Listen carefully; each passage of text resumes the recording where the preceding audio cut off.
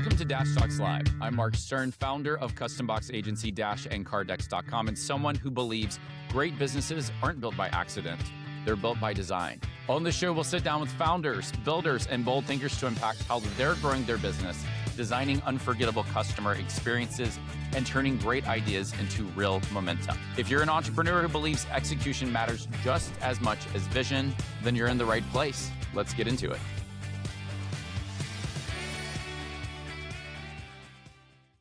Hey everyone, Mark Stern here with another episode of Dash Talks Live. I'm with the one and only Amanda Dake. Amanda, how are you doing? Good. How are you, Mark? Oh my gosh, I was thinking about this, and I think that our friendship goes back till like 8 years ago. Like 2018 is, I think. So we've been friends for quite some time. So thrilled to have you on today. And before we jump in with Amanda, Dash Talks Live is all about speed to market. We've recently launched a product called Dash. This is all about how to launch your box experience in 30 days or less. So playing with this idea of time as an entrepreneur, time is one of your greatest assets. So speed to market is a huge topic.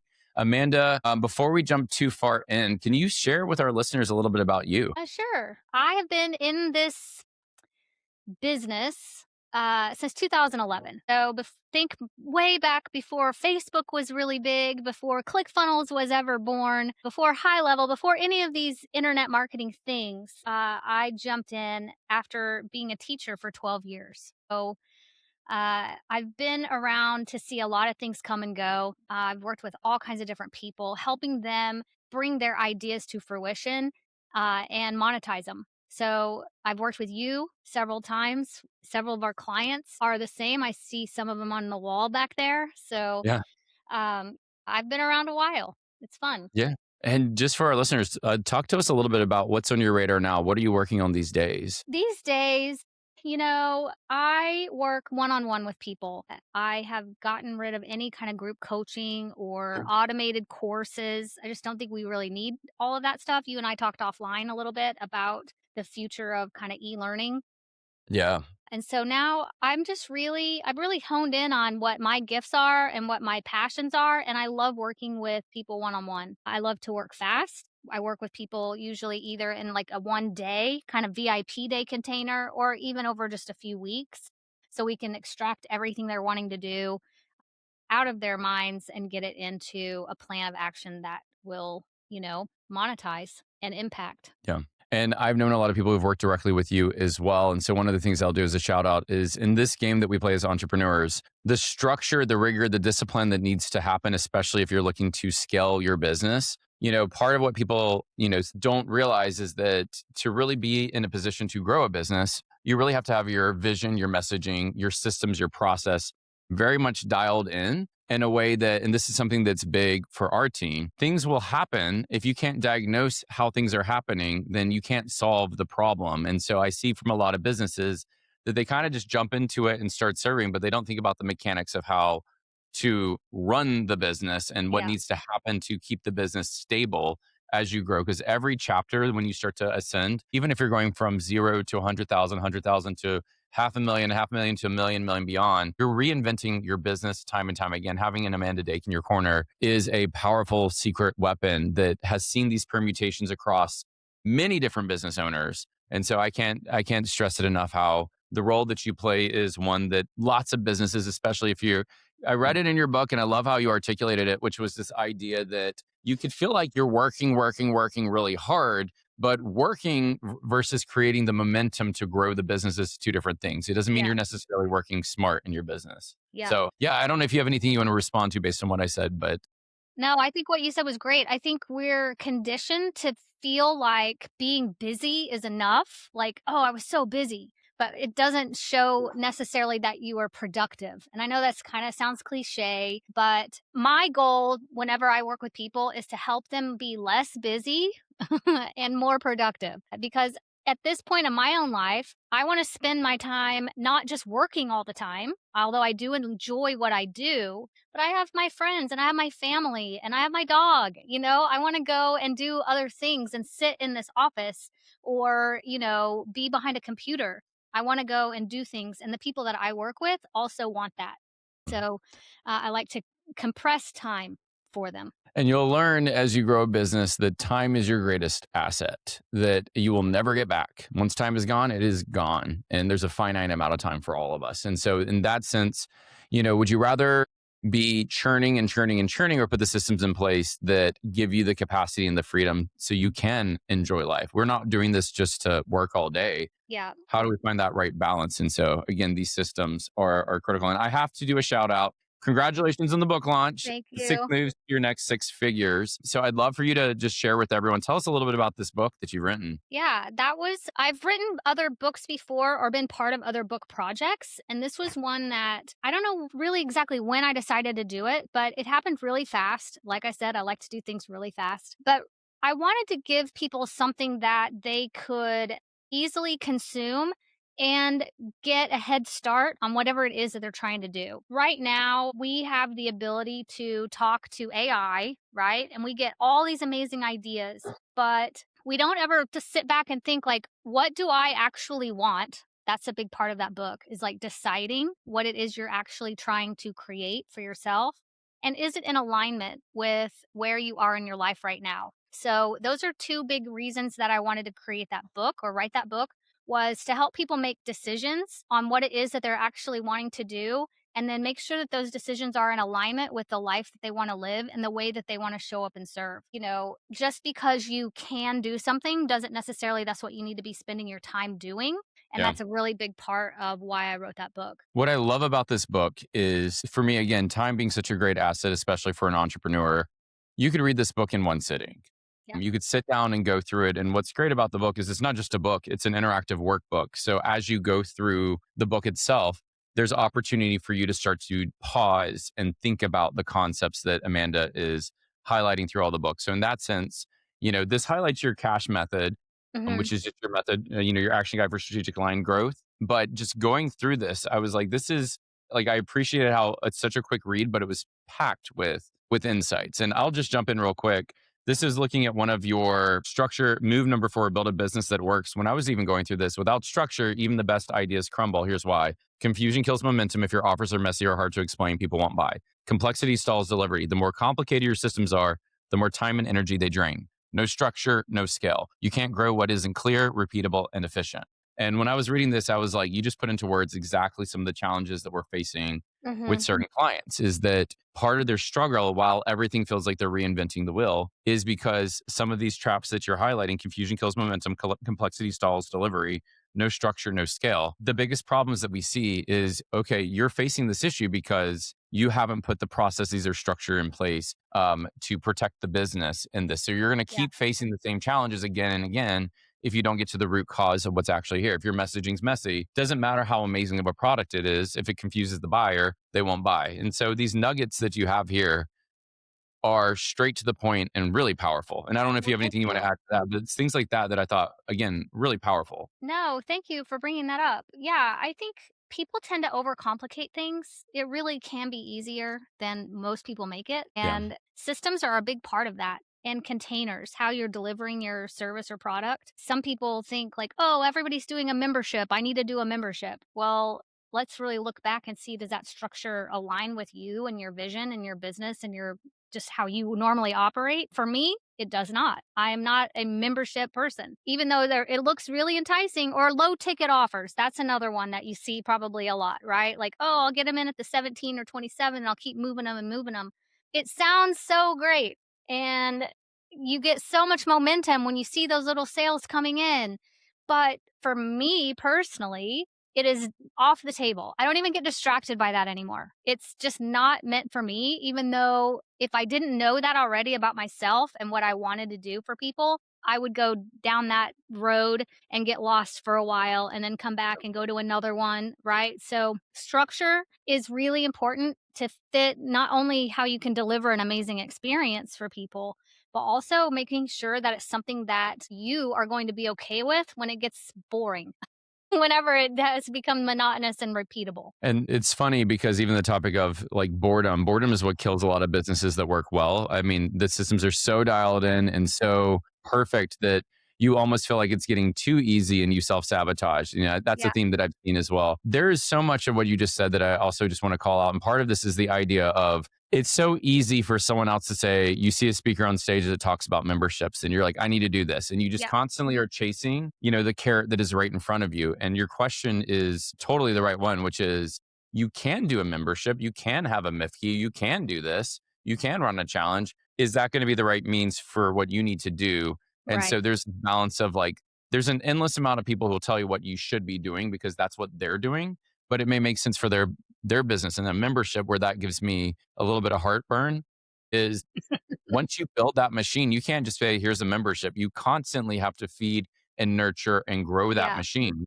And so you can't just say a membership sounds great. Well, now you're adding a whole another line of work into your business that needs support, needs attention, needs someone managing it that may or may not be the right strategic priority for your business. right. Some people it works really well, Yeah. no question. But for me personally, I already know, and for many of the people I talk to, that's the funny thing. A lot of people that I work with, they come to me with this initial idea, like, oh, I want to have this course, I want to have this membership, I want to have this thing. And as we start unpacking it and get to it, it is not unlikely for many of my clients to pivot their idea. Because after we talk about what things it really entail, not just the pretty picture that ChatGPT or Claude is giving you about the thing, but the actual nuances within this container that you're trying to put together, a lot of them go, you know what? I don't really think I want to do that. And so that's where the human discernment and the guidance and telling you things that you may not want to hear, which AI is not very good at, that happens a lot.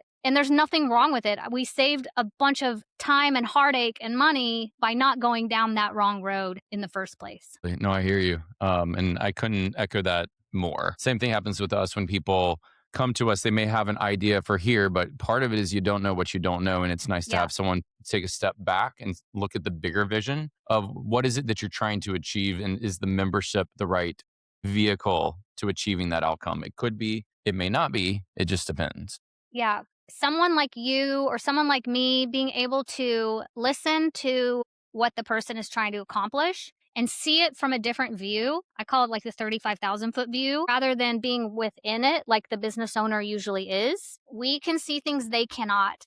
And we can pose questions or alternatives to things they may have not ever thought about or things they didn't even see in the first place. And I Yeah. think that's what's really valuable about working with a company like yours or with an advisor, whether it's me or anybody else, but another human that you can work with and they can see things that you can't. Yeah, totally agree. Well, I'd love to pivot. We love to, with all of our guests on Dash Talks Live, we anchor so much at Custom Box Agency on the customer life cycle. Customer life cycle has three phases: acquisition, which is how your customers find you to buying your products and services. Onboarding and delivery is all about now that I have you, how are we preparing them for our journey and getting them the outcome as to why they started working with you in the first place. Retention is all about extending lifetime value. Recognition is a big part of it, the next way you can support them. And so we like just with all of our guests to say, if we're going to delve into one of these three areas, acquisition, onboarding and delivery, or retention, where would you like to focus the next part of this call? Let's talk a little bit about acquisition. I like acquisition too. And my question for you, because of acquisition, is you launched this book. This book officially released last month. Is that right? When did this first come out? It actually released right before the end of the year, which is probably not the best time to do something like that. It was a busy time, holidays and all of that, but I did it. I am a big follower and fan of Daniel Priestley and key person of influence. And I don't know if you guys follow him or if you know who he is, but he's awesome. And one of the big parts about being a key person of influence is having that book. So that was a big push for me on getting something like that. That one of my personal goals was to speak more this year. So having that physical thing to go along with you whenever you are speaking at an event or something like that, I felt like it was just a thing that I needed. Not Yeah. everyone needs a book. I'm not saying that drop everything and write something like that, but it was a way for me to get some frameworks together. It's a really easy entry for someone that doesn't know who I am to kind of get to know a little bit about me and how I think. Um, yeah. So, and it wasn't hard to write. It's less than 80 pages, right? So if you think Yeah. about writing a book, you're like, oh my gosh, I don't even know where to start. I have to hire a ghostwriter. I have to do all these things. No, you don't. There's so many cool tools out there. And mine is literally just like a frame. It's just my frameworks Yep. with with some examples of success within that framework, right? And I call it an action guide more than I call it a book because I want you to write in it. I want you to mark it up. I want you to use it. And so for me, I did it in part just because I follow Daniel Priestley and that's just one of the like checking the boxes. But it is also this really cool, tangible thing that I can send out to people. I can send it to my friends. I can, send it to prospects or leads. So it was one of my kind of acquisition channels. Yeah, I think it's incredibly powerful. And there's something to be said about something physical getting into your hands that just feels more premium and up leveled. And it's not this idea that lives all throughout the internet or the digital sphere. And so the other thing that you said, which to me, it's a perfect way to frame how to write a book without the stress of staring at the screen going, where do I begin? You just took your framework, like you Yeah. said. You took the cash method, one simple framework that you had, and you just blew it out into a book. Yep. And so, all business owners, anyone listening to this, you probably have frameworks that you are repeatable systems that you take your clients through again and again. Perfect anchor. Because then when they start working with Amanda, when you say, okay, I'm going to take you through my cash method, I wouldn't be surprised if even when people start working with you, you still take them through this method as Yeah, an it anchor. doesn't mean we go turn to page 8. We're gonna start Yeah. here. I even created a custom GPT to go along with it because I mean, you're gonna use it, so might as well have at least my frameworks loaded into it. Yeah. Uh, but think about, like, the way that I wrote that, I started with the framework first, the cache, but there's more than 4 chapters in that book. So Yeah. I just started with what I normally would take someone through, and then I filled it in around it. Like, I didn't overthink it. And each of these moves, each of these sections, they are such quick reads. You're in Yeah. this momentum where you can go and go. This is what I love about a book like this is sometimes people call these micro books because it's under 100 pages. Mhm. But again, anything that you tell me, you can sit down and do it in one sitting. Yeah. Like in my mind, and this is just me, I'm like a 3-year-old in the sense of, why do I like box? Because it's pretty pictures, it's super colorful, it's interactive. It's how my brain Yeah, I have works. one of those. I have Oh, that yeah, right you gotta here activate that. too. Hey, but, like, with the book that has black and white words on the page, sometimes, like, I find myself I'm not the fastest reader, this is why I like audibles. Uh-huh. Something like this is so easy to digest, so easy to go through that, like, something like this, when you say, "Okay, you can do it in one sitting," I'll Yeah, sit down and start to go through it and get the momentum of it, and again, with a book, you want people to go through it pretty quickly I because the do. call to I want action them to go through the ultimately whole thing. reach out to Amanda. I think, one parameter or promise I had whenever I was still, promoting my own courses was like, just give me 20 minutes a day. Just give me Yeah. 20 minutes and we're going to mark some stuff off the list. And that's kind of the same context of the book. Just give me 20 minutes. You're going to get through this section and you can put it away and move on to the next thing that you need to do for your day. But it doesn't have to take hours and hours and hours to make a lot of progress. And that was one of the reasons I wrote it the way I did. And you're also hitting on, and to me, this is where the new opportunity fills with how you wrote this book, which is the book itself you can read, but it's interactive with the blanks to fill in the questions because you call Mhm. it an action guide. And then on top of that, to layer on the GPT, it's another touch point to further develop the thinking. And so you are hitting people across many different channels Yeah. with this one book. And that's such an interesting concept because when I think of a book or a box, it's truly the merriment of physical and digital to get the result faster. What I don't want is someone reading this and just going, yep, yep, yep, this makes sense. It's And put it action away. guides if you want them Yeah, to take action. yeah. And I want so them to to write in give it. them that, that's like to me how I would rather people start thinking about their books is that how does this enable this ecosystem and position you as a trusted mentor? With the book itself, can you talk a little bit about your go to market with it? So what like Yeah. I know you talked a little bit about you wanted this to be a resource you can send out to friends or different people, it could be Mhm. leads, but talk to us a little bit about go to market and how you're leveraging the book. Right. So first of all, back to the thing, like, it's only 80 pages. I didn't overthink the book itself. I didn't want to get stuck also in some big launch process of becoming the bestseller on Amazon and all of that because most of the times that's just a fabricated badge that you get for one day, whatever. So I literally just I did it all myself, KDP, Amazon, whatever. I had help from someone to help me format it and all of that, but I didn't want to sit and I was starting to overthink the entire launch process of like having to email my list all these times and post on these social medias all everywhere and get people to help whatever. It was too much for me. So you know what? I just went for it and I just soft launched it out myself. It's not an Amazon bestseller. I'm okay with that. because it's out there. And I guess what? I got an email yesterday of my little royalties that came through. So it's listed on Amazon. It's like we'll get a pizza later. Like it's not anything crazy, but it's on Amazon. But I also built a funnel to go with it. So then I could control the traffic and if I wanted upsells or whatever. But honestly, after pushing that out with some ads and whatever else, for me and my own personality, my own style, just random Facebook ads for a low ticket offer are not aligned with me and the people that I want to work with. So really I use it as a high touch leverage piece that I do send out in the mail, and I handwrite a note that goes in every single one. And you saw like I have little stickers and some money in there, like little touches, Love just the like you money. do with your boxes, right? Everything was kind of intentional with that. Yeah. So I it's love the handwritten note. I didn't want it to be this just like mass marketed thing, right? I wanted it to be something like, oh, here, I sent this to you with you in mind, and I hope you enjoy it. And it's meant to be for me an acquisition tool, but also just a conversation starter Yeah. because the people I work with, we work very closely together because we are one on one. And I wanted something to open the door to start a relationship with them. And my personality and the way that I'm designed, my whole thing is I need to come and give something first. And that's my give. It's a great give. Yeah. And so for those who are listening, when it comes to Amazon, one of the things that happens is to become a bestseller. Sometimes it's done with how many purchases are done like in a 2 hour window. And this is what they look in their algorithm. And so you'll see these posts on Facebook that are like, hey, my book is 99 cents. I need everyone to buy it during this window. So everyone buys it. And for that temporary window, you'll see in the system, it will go up to number one because you're gaming the system. Yeah. And so then people say, even though it was a bestseller for that 2 hour And window, they screenshotted it. they screenshotted it, they have it, and they're like, well, this is now an Amazon number one bestseller. But then it never will be at number one, 24 hours later and there on out.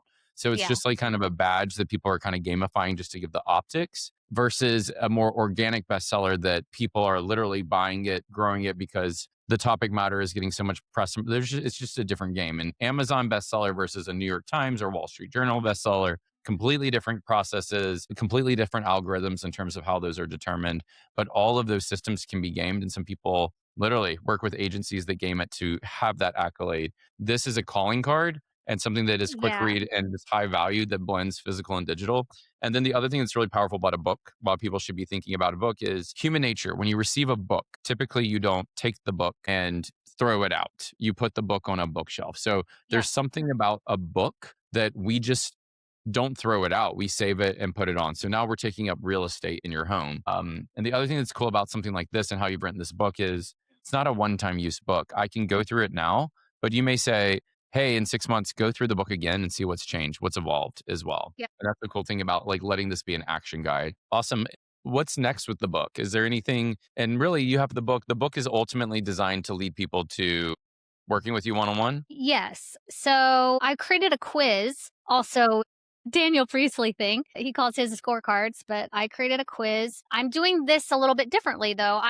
If people come in and take my quiz, then of course I have some automation set up and I can text them. The way that I have my text set up though is I get a notification and I will personally text back, not an automation. So to me, I feel like because of the work I do and it's so relationship driven. I want to have some things automated, but some things I want to have personal. And so when someone takes my quiz, I get a notification. I will text them and say, "Hey, thanks for taking that, and here's your result. What do you think?" And then for those that I feel like could potentially use my help, I will send them this book as part of my follow up for them coming into my ecosystem. So again, it's more of me just giving without really I'm not asking for much in return other than saying I'm here when you are ready to talk to someone. So it's a longer play. It's not like lead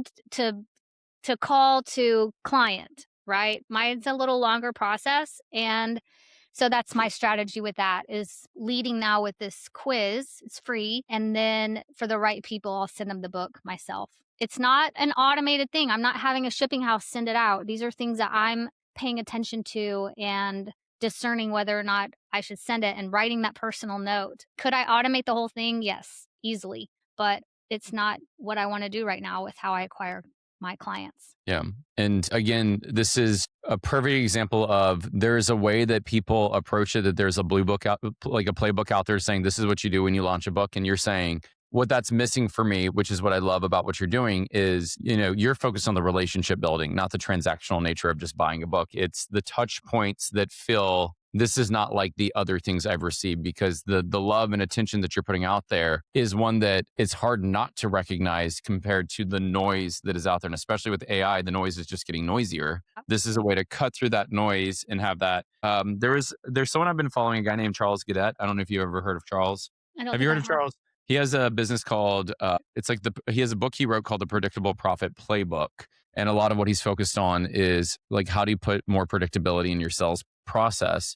And he shared a stat that was people who do that high ticket sell fast versus people who build a relationship. And he used, like, if you spend time having multiple touch points over a 60-day period, the value of that client was about 10x lifetime value than the client that you did with the pressure sale that may have come in, bought the thing, and then gone. And Yeah, so that alone was like really profound to me, in the sense of everyone keeps saying this is how you do it. And you're saying, no, no, no, I want to build more connection. And so if that is a tease of what it would be like working with you, there's a little bit more engagement one on one. You're actually working with Amanda and her team directly. yeah, Like, it's just a different feeling than let me just pressure you to make the sale, instead of let me actually build a relationship to make sure, I'm the right person for the problem that you have and I can solve your problem. exactly. And I only Yeah. work with so many, because it is one-on-one, I can only work with so many at a time, right? So, it's not like I'm trying to just pump people through a funnel over and over and over again. It's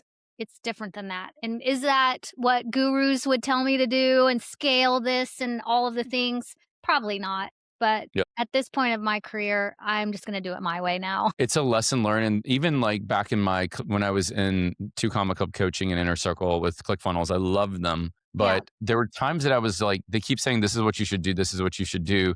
Something energetically in me just felt like, I hear what you're saying, but it doesn't feel like the right solution. And I watched a lot of people who were on the right track with their business, but then they pivoted because they saw all these different shiny objects. And, I looked back and would beat myself up saying, why aren't you doing it the way that everyone else is telling you to do it? Why aren't you doing it this way? And it, like, once it finally hit, it took me years to try and figure that out, because I got so overwhelmed that I actually shut down when I was like, you mhm. need to do this and this and this and this and this. And I got to the point that I was doing it, and you're building this machine you have to keep feeding daily. Yeah, And yeah, all of a sudden I like just imploded. And, so that's where I learned the lesson that you're teaching, which is, wait a second, these are good strategies if it makes sense for you. So the real challenge is, can you diagnose if this is something that you actually need, as yes, opposed to what makes sense for my business and how I'm choosing to show up and operate in the marketplace. And to your point, custom box agency would not exist had I just followed everyone else's playbook. There's an element right. of what we're doing, that we're writing the playbook that makes sense for us, and we're getting more momentum and we're winning more because we're building our own playbook. That's right. So we can take clues from others and we can pick and choose the things we love and the things we don't. There's no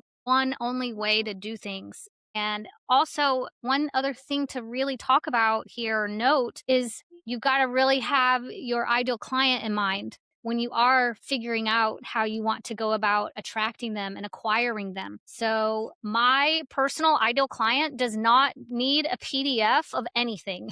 They don't need it. So I'm not going to go create some low ticket PDF to try to attract them. Your client might be the same. They don't really need a PDF. They just need someone to talk to and to listen to what they're actually trying to accomplish and then get the plan to get there. Yeah. Maybe a webinar would be great for the people you want to work with. Maybe a live event is something that is great for you. I know live events are part of my plan for 2026 also, but that's later down the road. It's not my acquisition strategy. So it's really important to really think about who your ideal client is or ideal clients. Maybe you have a couple of different things, Yeah. people, types of people that you want to service, and use those acquisition channels that would appeal to them as well as something that you are eager and happy to be doing to attract them. And again, something that I could not echo what you just said. anymore. If you had said, "Hey, Mark, before we get started, go through this course," that's friction for me. You just put up an Mhm. obstacle because I'm not someone who's going to go through a course. No. PDF I may look at if it's something that anchors on supplementing the conversation we have, as opposed to here's something else. If it's just like, it's oftentimes I may say, "Hey." Someone will pitch me, and the question I have is, do you have like a PDF or a resource that provides me a high level overview? In that situation, I will go through it. Here's like the shocking thing is, as many people that pitch me on the regular, 95%, if not higher, have no supporting collateral or anything, which again makes you feel like the offer is unstructured. It's not clear Yeah. of what they're doing. It's just like they're doing a client grab, but they're not understanding me and like who I am, the challenges that I have. And the other thing is, I think we're also wired that like the answer to growing a product is Facebook ads, meta ads, paid Oh my traffic. gosh. I know. And the reality is, like, for me, I'm not the Facebook ad game is so unpredictable and it's getting so much more expensive. And it's a process because you have to warm up and then you got to spend a lot It's of a money. way longer play these days than it was Yeah. even just a couple years ago. Oh, and it's a play that changes, it feels like every 6 months. It's like a different Mhm. game. Yep. So, what worked now, all of a sudden, the algorithm changed and things aren't working and it's costing you more money. At the same time, you could take that money and do a little bit more of a sniper, more direct campaign, do your due diligence, understand who your clients are. Because once you build that client profile, to be able to serve that same client, it gets easier and easier and easier because you know who they are, you know how they all their quirks, you know how to talk to them, as opposed to let me cast one wide net And hope and just hope somebody that sticks in it. Yep. hopefully the net will capture someone. That could work, but it's very different than a handwritten note, a little bit more love and attention. And then for me, one of the things that we do, which is a lost art, is we research our clients pretty extensively. Like Mhm. we take all clients when you start working with us through what we call like a current state, future state assessment, something I did back in my Deloitte days. Because if I don't understand your business and I don't have that foundation, then I can't just advise you because I'd be barking orders without diagnosing what's going on. And Yep. so that's the piece that I feel like it's a lost art that people jump and give advice without understanding the problem that the client has and addressing. And sometimes the problem the client thinks they have is actually not the real problem. This is why you need an Amanda Dake to be able to take a step back saying, you're putting so much attention here, but here's what you're trying to achieve. And there's other pathways that may be more in Yep. alignment with how you run your business and how your clients want to be served that can get to that outcome. Yes, it is so funny how many people come to me thinking they're gonna create something, and then we get into it, and they're like, "Ooh, I don't wanna do that." I don't think Yeah. that's how I wanna do it. So then we Yeah. get to really create the thing that they love, and that's what's awesome. That so you're not gonna And get that if you go through a course. You're just gonna get that one framework, that one method, and you're gonna repeat the thing that they are teaching you. But yeah. every person I work with, we create the thing exactly for who you are and who you wanna work with and how you wanna show up for them. Yeah. Even when we launched our own custom software, we have CBA HQ, which is the backend that all of our clients can use that shows them all their inventory, all their shipping data, everything, a clean, comprehensive experience. When we started the build out of this as a tool, the one thing that was told with the person that we hired to help us bring it to market was just so you know, the second you start activating software, you are now a software business and software is always a part of the equation. So it was literally one of those moments of pausing and going, okay, if we are going to do this, are we going to put the love and attention knowing that this isn't something that we can half ass or just, do it now because it makes sense. It's something that we are Yeah, now a capability we have to constantly nurture and grow. And in that sense, when you take a step back, it was, yep, this actually makes sense as a play that we should want to do that as opposed to this is the shiny object that someone's talking about on stage. Do we want to launch that membership? do we Because wanna now do that? And it's you get so 6 to easy to 12 get months. sucked into those presentations. They're on a stage for a reason. They're good at it, and they're charismatic and, painting a beautiful picture of what they have. And, of course, we all want that beautiful picture of things to have, but they're not always the right thing. Totally, totally. It's such a game we play as entrepreneurs, but you're totally right to say. And another thing you'll quickly learn about this game is that people are so good at acquisition, standing on stage and selling and convincing you this is the solution to your problems. That's part of the role of sales Yeah, is making you problem aware and solution aware pretty quickly. But at the same time, you got to be able to take a step back to say, is this shiny or yeah. is this something that is a problem that will move the needle in my business right now. And I think it's really a really great way to stay focused is making that decision first about what it is that you're actually wanting to do for yourself, for your clients, for your life, your family, and sticking to that. Is this, and you can answer the question then, is this in line with that path that I decided that I want to go on? Or is this going to take me away from my overall vision and my overall goals? Yeah, and I love that your move 3 is build office offers that fit your life. And again, this is huge because it's this whole idea of lifestyle design. You don't want to build something that you feel like you're a slave to the business. You want to make sure you're building something that aligns with how you want to activate and deliver. And something else that I really love that came to mind when you were just talking was we had a client that how they do it when they set their quarterly goals, they're set for that quarter. Meaning, if a new opportunity comes in front of them, rather than jumping and saying, I'm going to do that, let's throw this, and you kind of Mm, put your like, team in chaos because you're introducing something new. They have the discipline to say, this is going in the parking lot. We're going to log this idea. And when we come to our next quarter's review of the goals before we lock them in, do we want to change them? But for now, we're going to stay focused on for these 3 months the objectives that we have, but we can recognize these other things. So I loved that discipline in the sense of yeah, that's you're great, not fantastic. You don't see that very often. no, and Usually, I we everything is yeah, switch, pivot, try this now, try this now. It's like throwing spaghetti at the wall, right? Like, oh, well, this looks yeah. good. This looks good. And yeah, your people all frazzled. They're trying to figure out everything. You're not letting anything run long enough to get data. Like, yeah, that's such a great idea to have the parking lot. Yeah, simple, and then keeps you focused, and then you can revisit it to say, what needs if we're taking this on, what needs to go? Because especially with lifestyle design, as much as I'd love to flip a switch and turn everything on, sometimes turning everything on creates chaos, and you may not have the support to mitigate it, and then your team gets frustrated, and so there's all these dynamics that actually could be more detrimental to a business Yeah, than helping the business grow. yeah.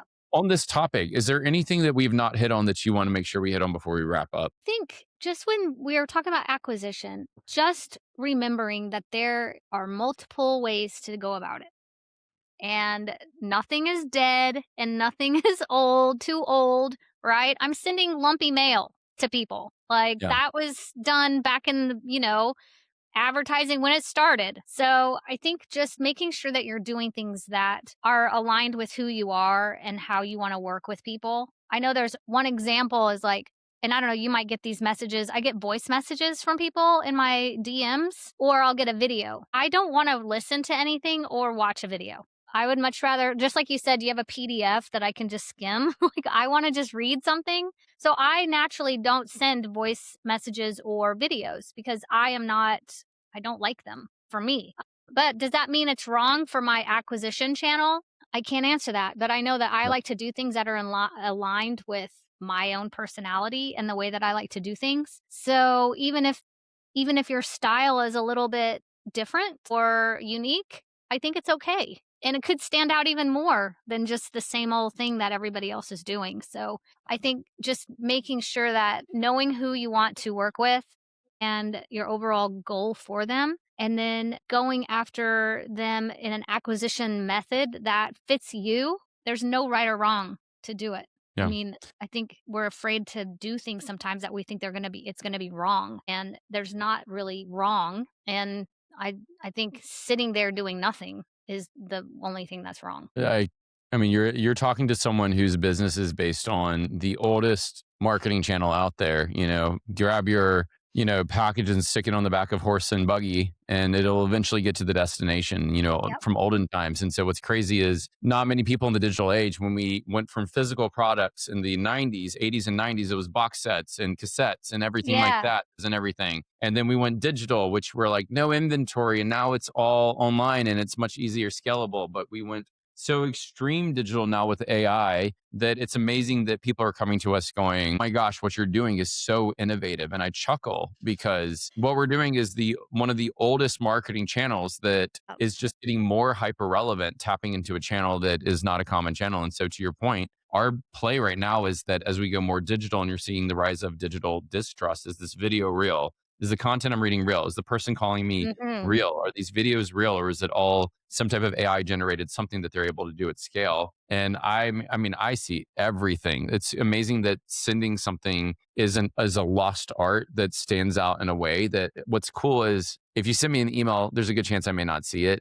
I Yeah. have junk email accounts that I never log into. I have email that's managed by my EA that I never see because she's handling it all. But if you send me a package, if you send me something in the mail that's to my attention, typically it bypasses like an executive assistant and goes straight on the influencer To or the the person. person. Yeah. And then you get to open it up and see the gift inside. And nobody is going to turn down, here's a package, open rates of boxes and gifts 90 to 100% because you send something to someone feels out of the ordinary. And again, I think analog is just going to get more relevant. So sending a book as It's a just a fun way to do it too. I think it's fun. I do too. I love it. And then once you realize, you know, layer that on with your own creativity, sky's the limit in terms of how Yeah. you can stand out. But this is kind of where it's the attention, the handwritten notes, all the details that you're putting in there don't go unnoticed because it feels a little bit more intimate than I just sent out an email to a list of 10,000 people hoping someone clicks it. It's just a lot Yeah. more attention to detail. And I think that that's what people want is human connection, not to feel like one of a number. Absolutely. And Yeah. I think just working with someone like you too, someone that's done hundreds, if not thousands, of custom solutions for boxes or for materials or roadmaps for courses or all the things you guys have done, being able to work with someone like you and your company that has been there, done that, so to speak, and can listen to the ideas that someone has and maybe position something a little bit differently, create more creative. Most people don't know what's possible in terms of what they can send out and what can be created for them to be sending out. And so working with someone like Custom Box Agency really can move that needle so fast. You guys have come up with so many things that like I know that I never would have thought of Uh, because you've been there and you're in it and you that's your specialty. And I think there's something to be said about finally working with the expert. You can Google it, you can talk to chat all you want. You can get some great ideas, but whenever you talk to the people that are actually doing this day in and day out, you're going to get there much faster and much yep. better probably finished product. And to say it a little bit differently, because it's not only true for us, it's true for everything you do too, Amanda, which is when you niche down as an entrepreneur, which is why you should be known for something. I get to put all my mental capacity to physical products and Yeah. deploying and creating unique experiences in the same capacity that you are spending all your mental capacity thinking about how to structure, set up a business so they can scale and live the life on their terms that they want to do.